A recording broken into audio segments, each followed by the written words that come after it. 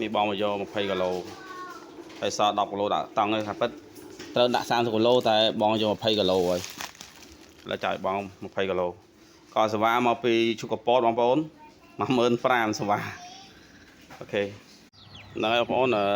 30គីឡូតែគេមកយកដល់ផ្ទះអស់20គីឡូហើយឥឡូវមាន10គីឡូដាក់ក្នុងស្តុកអាងឯងអស់ទៀតហើយមួយអាទិត្យអស់មិនបានមួយអាទិត្យផងឥឡូវដាក់ក្នុងអាងបាន10គីឡូហើយចាំអ៊ំទុកឲ្យខ្ញុំគាត់ទៀតបាទបងប្អូនហ្នឹងហើយប៉ុណ្ណឹងគឺយើងបាយចកហើយតែចកនេះអត់ទាន់ណែទេបងប្អូនណែគឺ30គីឡូយើងបាយមិញប្រហែលជា10គីឡូជាង10គីឡូមិញប្រហែលជា3 10គីឡូទៅ5 10គីឡូហើយចកក្នុងនោះប្រហែលជាមាន5គីឡូដែរមុនហ្នឹង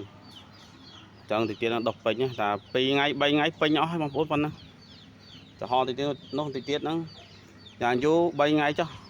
ពេញអស់ហ្មងណែនប៉េះហ្មងហ្នឹងហើយអូខេការដាំចកដូចខ្ញុំចាស់អញ្ចឹងចាំជ្រូកមន់ទាគោ3ក្តាមខ្យងគឺយើងដាំចកហ្នឹងគឺសម្រួលនៅថ្លៃដើមបានច្រើនបងប្អូន 70% អញ្ចឹងបើយល់ល្អបងប្អូនចាំមន់តិចច្រើនអីអាចដាំចកសូឡានឹងបានបងប្អូនណាចំណាយតិចហើយដាំបានរហូតបងប្អូនណា